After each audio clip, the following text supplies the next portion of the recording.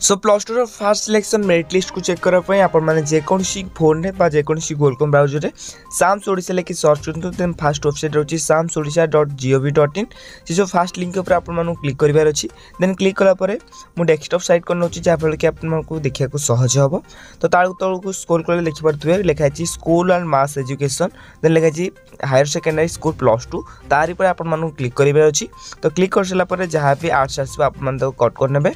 तो यार तलू तलू स्क्रोल करेंगे आपने तो देखिए स्टूडेंट लगइन पाखे गोटे ऑप्शन शो कर जहाँकि जिते तोर मेरिट लिस्ट प्रकाश पाइब नो योर सिलेक्शन स्टेटस ना plus two fast selection merit list जिते आपने आसो तापर क्लिक कले आपने निजर barcode number registered mobile number तो सहित कैप्चर फिलअप कलापर आप मेरिट लिस्ट शो कर नचे जो लिखाई स्टूडेंट लगइन देखिए स्टूडेंट लगइन आपने क्लिक करेंगे तो क्लिक कर सारापर देखिए तीनोटी ऑप्शन रही है download intimation letter existing student new